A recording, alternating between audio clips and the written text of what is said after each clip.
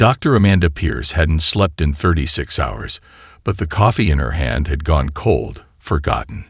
Her eyes were fixed on the massive display screen at NASA's Deep Space Monitoring Station, watching as another anomalous reading appeared at the edge of Jupiter's orbit.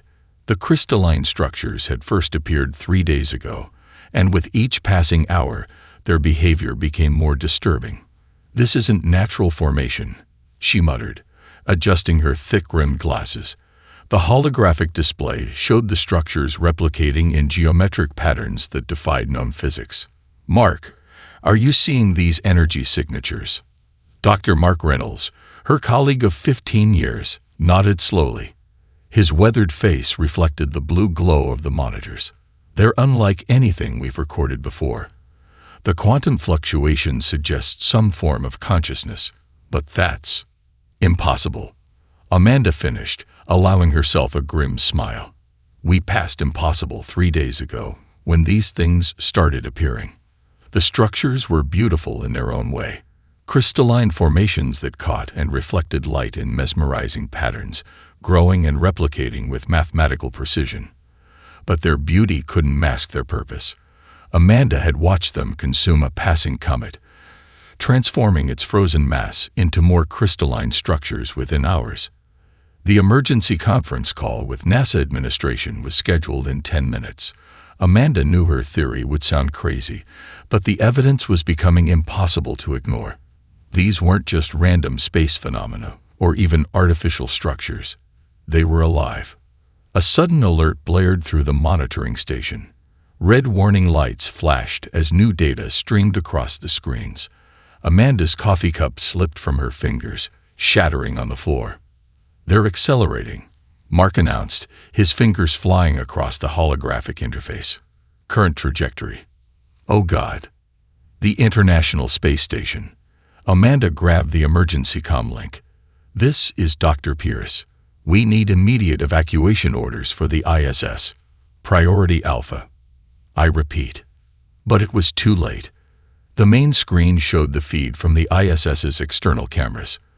The crystalline structures approached with impossible speed, their faceted surfaces catching the sun's light like diamonds.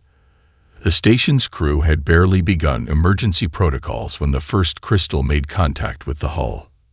The transformation was horrifyingly beautiful. Like frost spreading across a window, crystalline patterns raced across the station's surface. Amanda watched, helpless, as the feed showed the interior of the station. The crew's faces registered only moments of surprise before the crystallization reached them, freezing them in poses of dawning horror. Within minutes, the International Space Station had become a glittering sculpture, a monument of crystal floating in the void. The beings, whatever they were, had sent humanity a message. This wasn't just first contact, it was a demonstration of power. "Get me the Secretary of Defense," Amanda ordered, her voice steady despite the trembling in her hands. "And contact every major observatory and space agency. They need to know what we're dealing with." As her team scrambled to action, Amanda studied the data flooding her screens. The crystalline entities weren't just transforming matter, they were integrating it into some vast network. Each new crystal formation pulsed with the same quantum signatures, suggesting a kind of shared consciousness. "They're not just aliens," she announced to the now silent room. "They're a collective. Every crystal, every structure, it's all part of one vast organism. And they're not here for resources or territory." She paused, letting the implications sink in. "They're here to transform all organic life into extensions of themselves." Mark's face had gone pale. "How do we fight something like that?" Amanda's response was interrupted by new alerts. The crystal formations were moving again, spreading out in a pattern that could only be described as tactical. They were coming for Earth, and humanity had hours, at most, to prepare. "We fight them," she said firmly, "because we have to. And we start by understanding exactly what they are." She turned to her team. "Determination replacing fear. Get me everything we have on crystalline structures, quantum entanglement, and hive consciousness. These things might be apex predators out there, but they've never encountered humans before. Let's show them why that was a mistake. Major James Cooper stood on the rooftop of Chicago's Willis Tower, watching the sky turn to diamond. The crystalline ships descended like falling stars, their faceted surfaces casting prismatic light across the cityscape.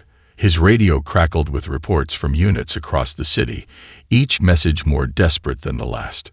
"Sir, Michigan Avenue is gone. Everything's turning to crystal." Lieutenant Sarah Walker's voice carried notes of barely contained panic. "The transformation spreads on contact. We've lost 3 blocks in under a minute." Cooper pressed his binoculars against his eyes, tracking the pattern of the crystal rain. Something about their descent wasn't random. The shards were targeting population centers, yes, but they were avoiding certain materials. "Walker, get your people to the underground," he ordered, mind racing, "and bring samples of everything the crystals aren't touching." The city was becoming a glittering nightmare. People froze in mid-stride, transformed into crystalline statues that pulsed with an inner light. Cars, buildings, even trees, all transformed into intricate crystal formations, but not everything. In the chaos of evacuation, Cooper noticed patterns. The crystalline transformation struggled with certain substances. The old lead-lined fallout shelters remained untouched. Materials with specific molecular structures seemed to resist or slow the change. "This is Major Cooper to all units," he broadcast. "Fall back to the following coordinates. Look for structures with lead shielding or high-density concrete. Priority is civilian evacuation to these locations." The next hour was a blur of organized chaos. Cooper's teams guided survivors through the transforming city, using their discoveries to create safe passages. The crystalline ships continued their relentless assault, but their efficiency was dropping. They couldn't penetrate the materials Cooper's teams had identified. "Sir," Walker's voice cut through the chaos. "The crystals. They are trying to change their approach. They're concentrating forces around the resistance structures." Cooper watched from his command post in an old Cold War bunker as 3 crystalline ships descended directly above them. The aliens had noticed their survival and were adapting their strategy. But in doing so, they'd made their first mistake. "They're within range," Cooper muttered, then keyed his radio. "All units, deploy the charges. Pattern Delta." Weeks of military training had taught Cooper that even the most advanced enemy could be vulnerable to simple physics.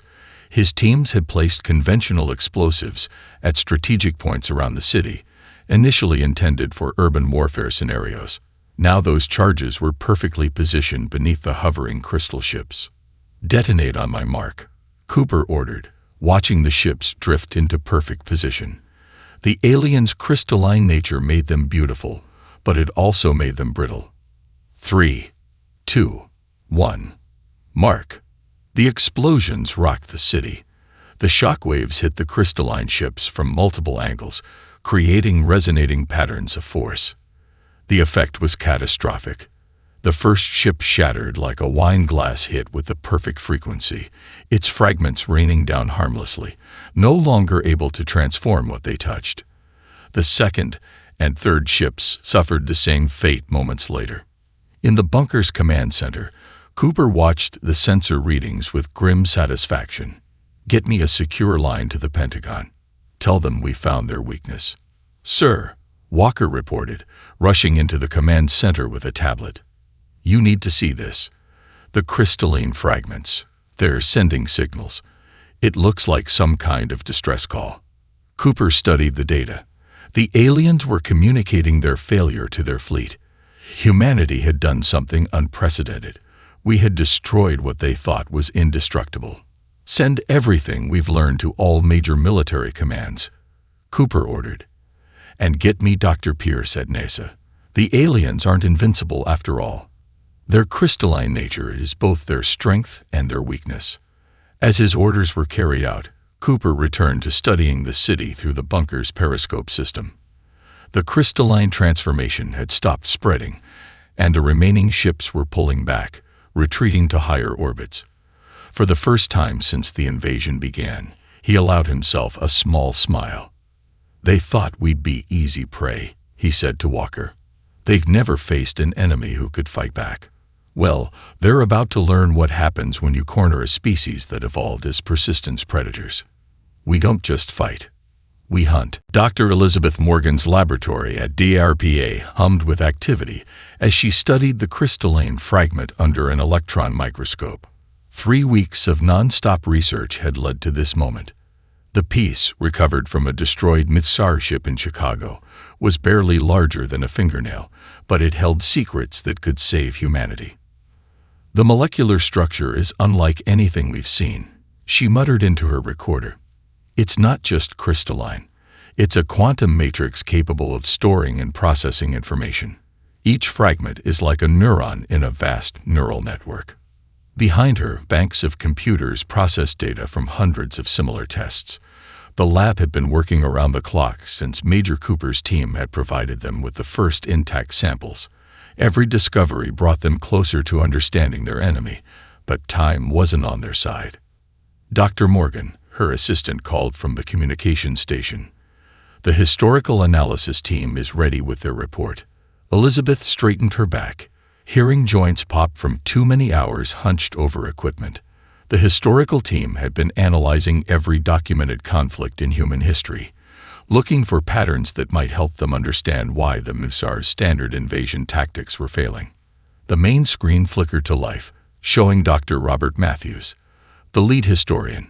His usually neat appearance was disheveled from endless hours of research. "Elizabeth, we found something remarkable. The Mitsar's tactics. They're perfectly logical, perfectly coordinated. But that's their weakness." "Explain," Elizabeth prompted, already suspecting where this was going.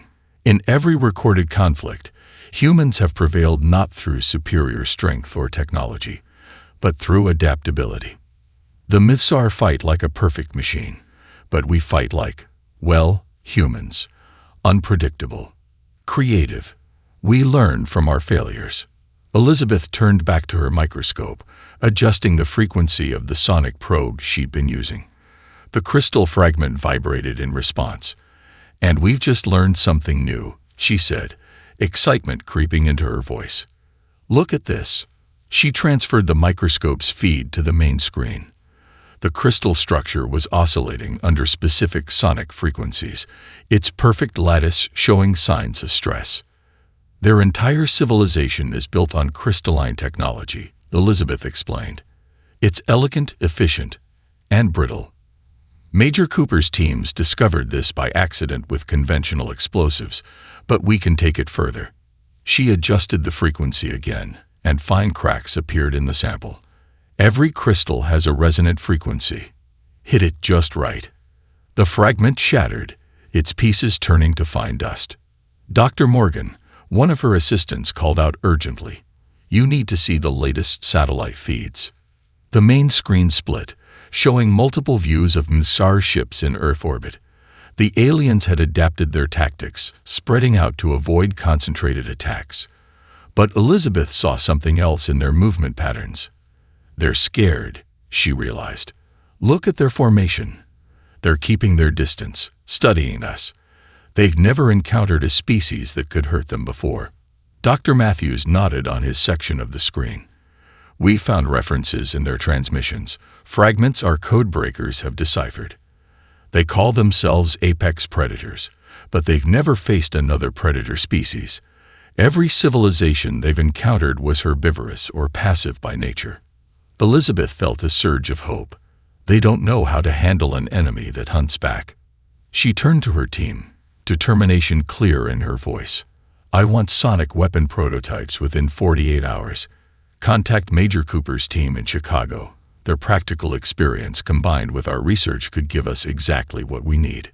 As her team scrambled to action, Elizabeth studied the dust that had once been a piece of Mitsar technology. The aliens had evolved to be perfect, unbeatable. But perfection was static, unchanging. Humanity had evolved to adapt, to overcome, to survive against all odds. "Send everything we've learned to command," she ordered. "And get me Dr. Pierce from NASA. She needs to know that these apex predators aren't just facing prey anymore.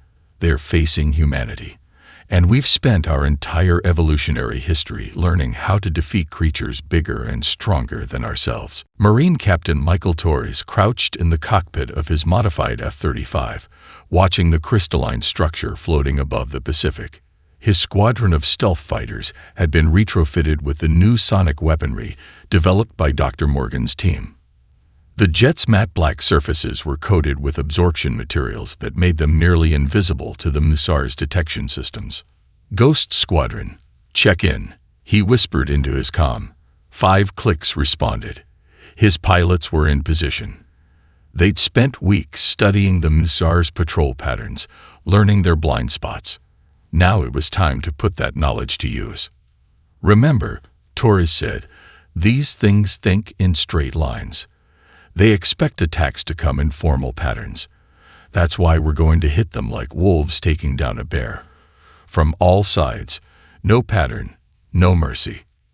The Missar structure above them was a communications relay, one of dozens they'd positioned around Earth's orbit.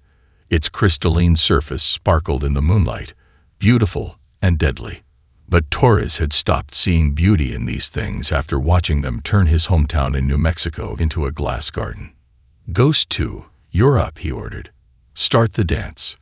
Lieutenant Jessica Martinez's jet screamed up from the ocean's surface, sonic weapons charging. The Missar structure detected her approach and began its standard defensive protocol, extending crystalline barriers in a geometric pattern, exactly as predicted. 3 and 4, your turn," Torres commanded. 2 more jets rose from different directions, their approaches deliberately erratic. The Missar defenses split, trying to cover multiple angles. Their responses were perfect, logical, and completely inadequate for the chaos Torres had planned. 5 and 6, make some noise. The remaining fighters launched their attack, each coming in at a different altitude and velocity. The Missar structure's defenses fragmented further, trying to maintain perfect coverage against an imperfect attack. Now, Torres gunned his engines, diving straight through the gap their confusion had created. His sonic weapon powered up with a high-pitched whine. Hit them with everything. 6 sonic weapons fired simultaneously, their frequencies carefully calibrated to Dr. Morgan's specifications. The crystalline structure couldn't adapt fast enough to the multiple resonant points. Cracks appeared across its surface, spreading like lightning through its perfect geometric form. Pull up, Torres ordered as the structure began to shatter. His squadron scattered in 6 different directions as the massive crystal broke apart, its pieces tumbling harmlessly into the ocean below. "Command, this is Ghost Lead," Torres reported, allowing himself a grim smile. "Package delivered. Relay station is down." His console lit up with new data as satellite feeds showed the effect of their attack. The destruction of the relay had created a blind spot in the Missar network. Already, 3 more squadrons were moving into position to exploit the gap. "Sir," Martinez called over the comm, "I'm picking up some strange readings. The fragments that fell into the ocean. They're transmitting."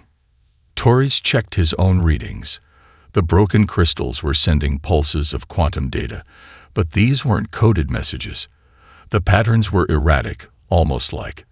"They're afraid," he realized. "Those pulses, they're not signals, they're screams. The hive mind is experiencing fear." He switched to the command channel. "This is Ghost Lead to all hunter squadrons. The strategy works. These apex predators don't know how to handle being hunted. Push the advantage. Keep them off balance. Don't let them adapt." As his squadron regrouped for their next target, Torres thought about the irony. The Missar had evolved into perfect predators, but they'd forgotten the most important lesson of nature. There was always a bigger predator out there. "Ghost Squadron, form up," he ordered, setting coordinates for their next target. "The hunt continues. Let's show these crystals what happens when they pick a fight with Earth's apex predators." In the darkness above the Pacific, 6 black jets disappeared into the night, hunting their next prey. The Missar were about to learn that humanity's greatest strength wasn't our technology or our numbers.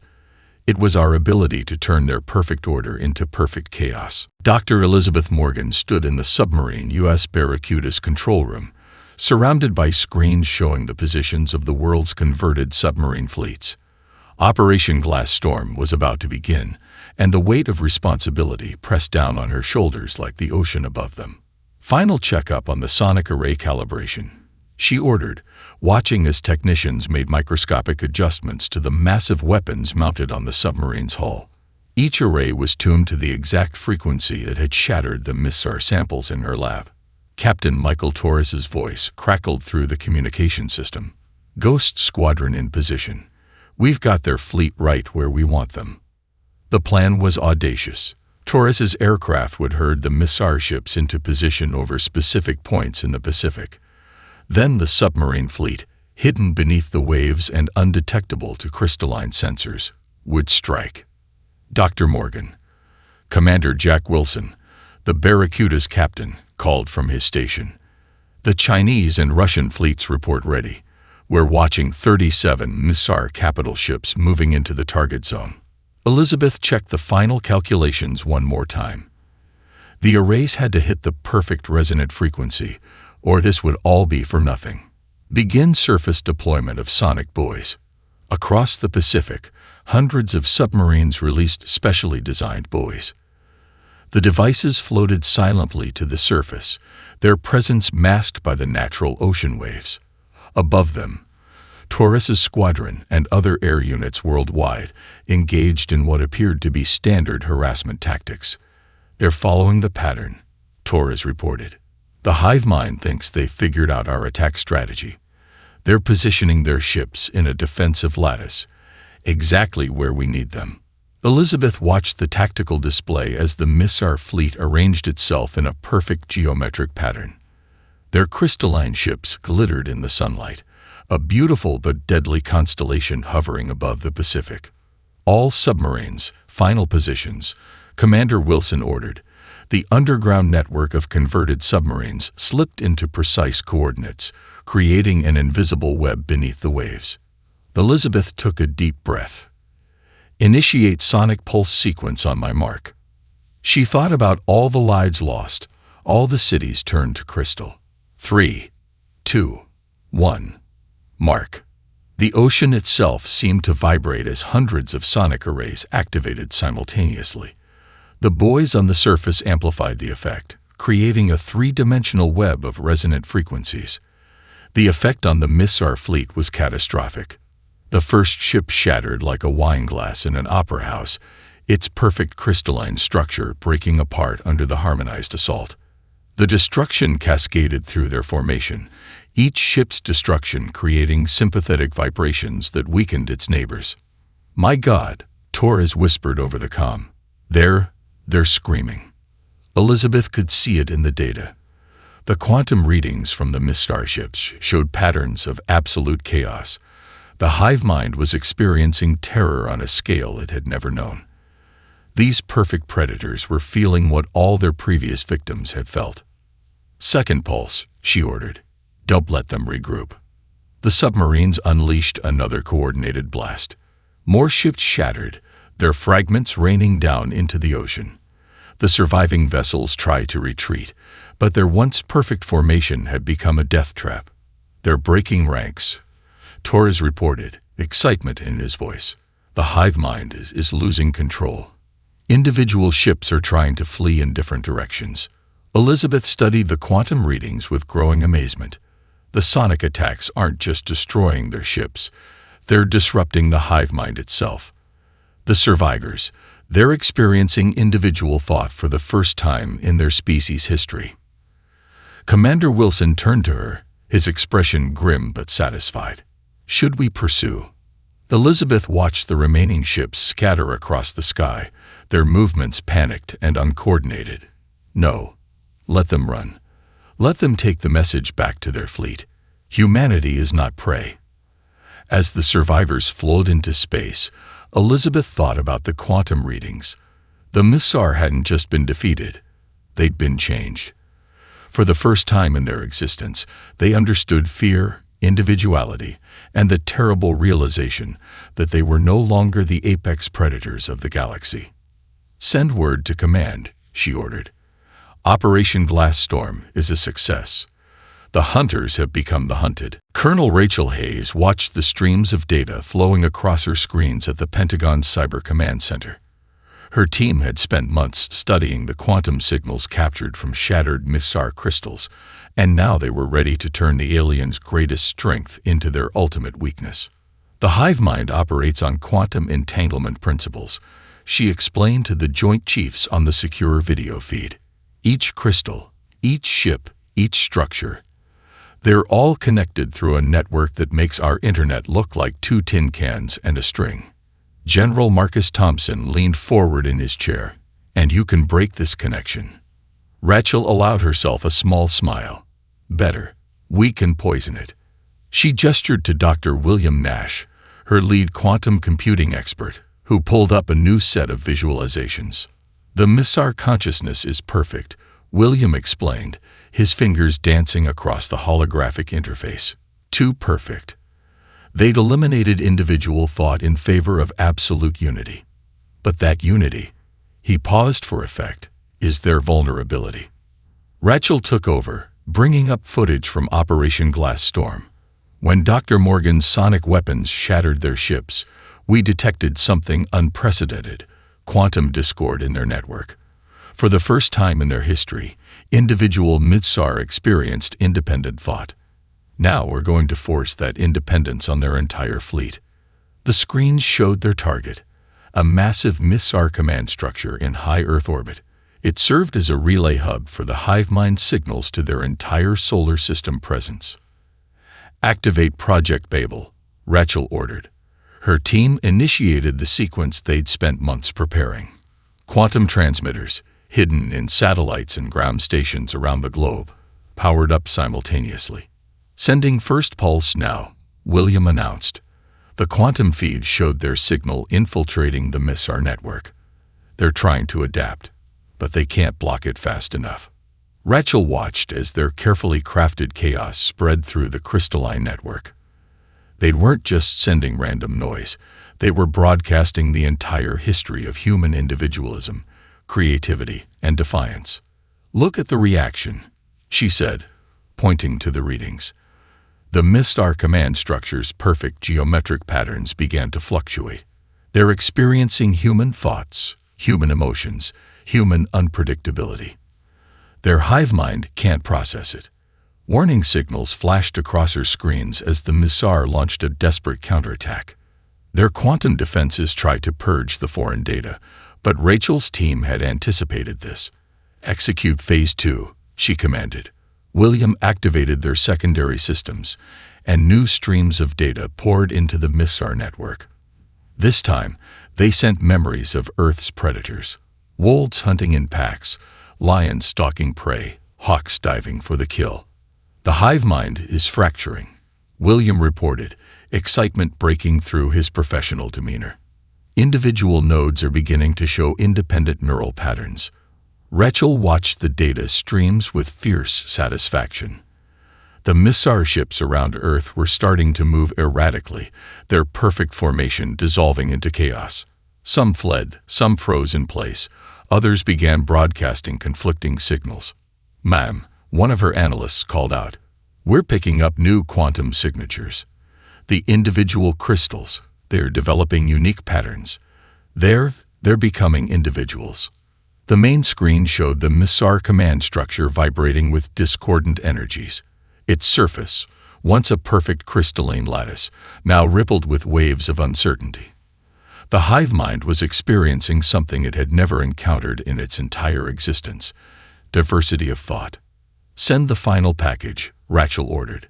This time, they transmitted the complete record of humanity's rise from prey to apex predator. Every battle won against overwhelming odds, every innovation born from necessity, every triumph of individual courage over collective power.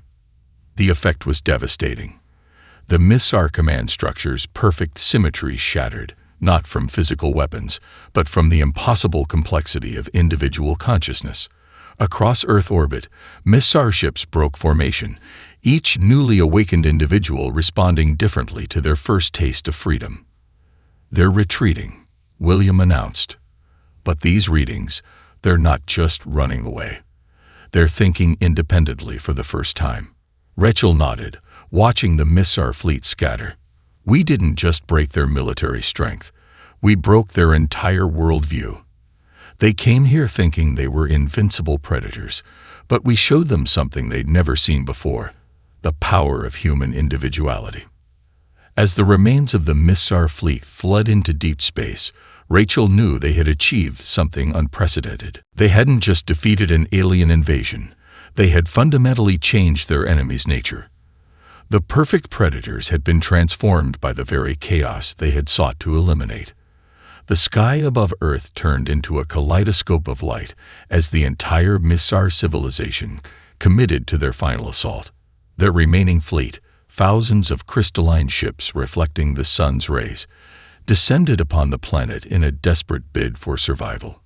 Colonel Rachel Hayes stood in the Global Command Center beneath the Rocky Mountains, surrounded by holographic displays showing the approaching armada. Dr. Elizabeth Morgan and Captain Michael Torres had joined her, their combined expertise needed for humanity's last stand. "They've abandoned all their previous tactics," Torres observed, studying the chaotic approach patterns. "The hive mind is breaking down completely. Each ship is acting almost independently." Elizabeth nodded, analyzing the quantum readings. "Our psychological warfare worked almost too well. They're experiencing fear, anger, desperation, emotions they've never had to handle before. It's making them unpredictable. Then we use that chaos against them," Rachel declared, activating the Global Command Network. "All units, initiate Operation Shattered Sky." Around the world, humanity's combined forces moved into action. Ghost Squadron and its counterparts from every nation's air force took to the skies. The submarine fleets submerged to their sonic attack positions. The quantum broadcast stations powered up their disruptive signals. "First wave incoming," Torres announced as the vanguard of the Missar fleet entered the atmosphere. The crystalline ships moved like a swarm of angry wasps, their formation beautiful but lethal. "Launch countermeasures," Rachel ordered. Thousands of small drones released from hidden silos across the globe. Each one carried a miniaturized version of Dr. Morgan's sonic weapon, programmed with Torres's unpredictable attack patterns. The sky erupted in chaos as the drones engaged the Missar ships. Sonic pulses shattered the smaller crystal vessels, their fragments raining down like diamond snow. But the larger ships pressed on, their surfaces adapting to resist the sonic frequencies. "They're learning," Elizabeth warned, watching her instruments. "The surviving ships are reinforcing their structural integrity." Rachel smiled grimly. "Just as we predicted. Initiate Phase 2. The submarine fleets unleashed their upgraded sonic arrays, sending powerful pulses through the atmosphere. Simultaneously, Rachel's cyber warfare team launched their most sophisticated quantum attack yet, flooding the Missar network with overwhelming sensory data. The effect was devastating. Caught between physical and psychological attacks, the Missar fleet began to break apart. Some ships crystallized their own allies in panic, others attempted to flee, while some simply shattered under the strain of their first true experience of fear. "Main force approaching," Torres reported. "They're attempting to concentrate their remaining ships for one final push." "All units, converge on these coordinates," Rachel commanded. "Everything we've got. Hit them with every weapon, every frequency, every quantum signal we can generate."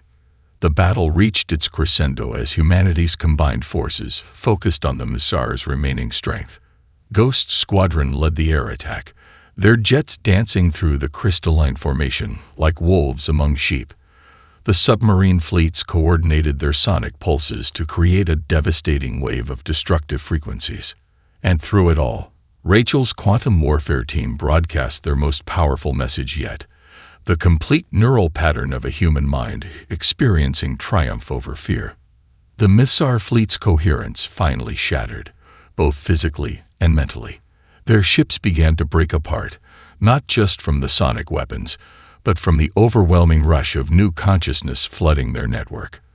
The hive mind, unable to process the complexity of individual thought and emotion, collapsed. "They're surrendering," Elizabeth announced in disbelief, watching the quantum signatures of the surviving ships. "Not to us. They're surrendering to individuality itself."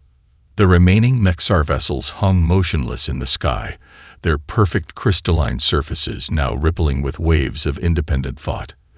Their consciousness had been transformed, irreversibly changed by their encounter with humanity.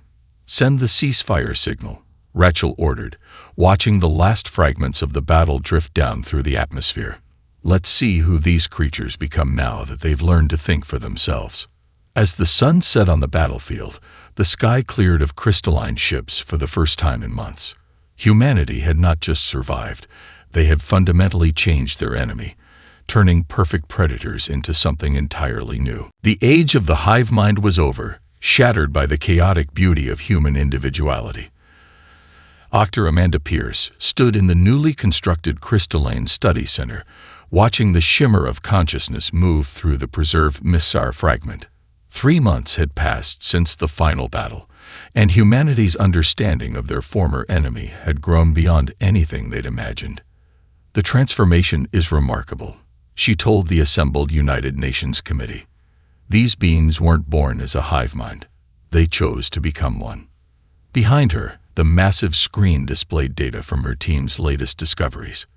The crystal fragment pulsed with patterns of individual thought, so different from the rigid uniformity they'd first encountered. Their original world faced a catastrophic extinction event. She continued, bringing up ancient data recovered from the Missar quantum network. They survived by linking their consciousness, becoming something greater than themselves. But in doing so, they lost something essential, the very thing that had made them strong in the first place.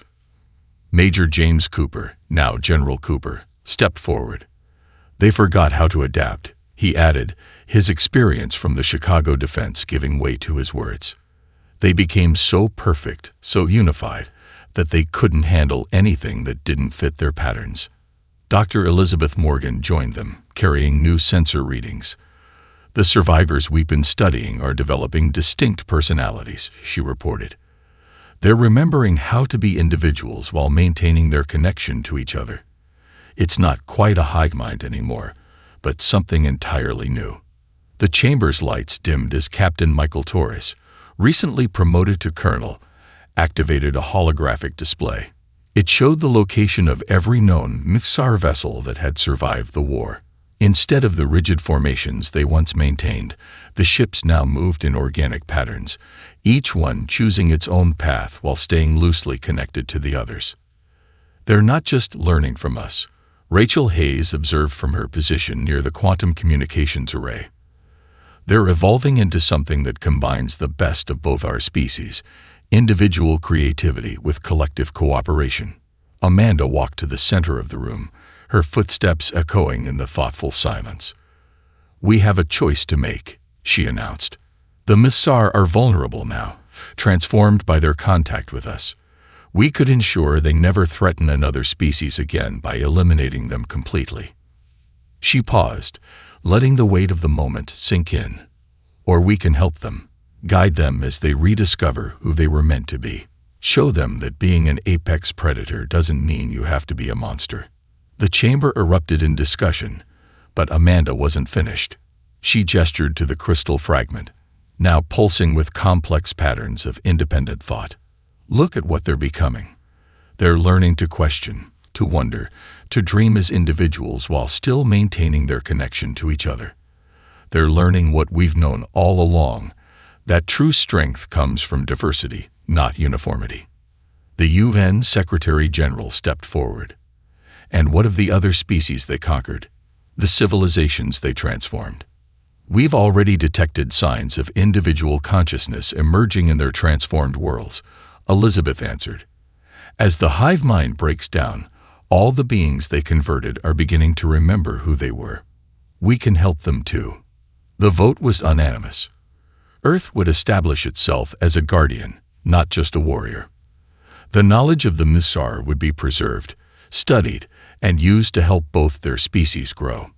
The crystal fragments would serve as a reminder of what happened when fear drove a species to sacrifice its soul for survival. As the committee filed out, Amanda stayed behind, watching the play of light through the crystal. She remembered the terror of first contact, the desperate battles that followed, and the final revelation that had changed everything. "We thought we were fighting monsters," she said softly to her colleagues. "Instead, we found lost souls who'd forgotten how to be themselves, and in teaching them to remember, we discovered something about ourselves too." The crystal pulsed one last time before powering down for the night, its pattern unique and beautiful, like a fingerprint made of light. Humanity had faced its greatest challenge and emerged not just victorious, but wiser. They had proven themselves the galaxy's apex predators not through destruction, but through the power to change their enemies into allies. The age of the hive mind was over. The age of understanding had begun.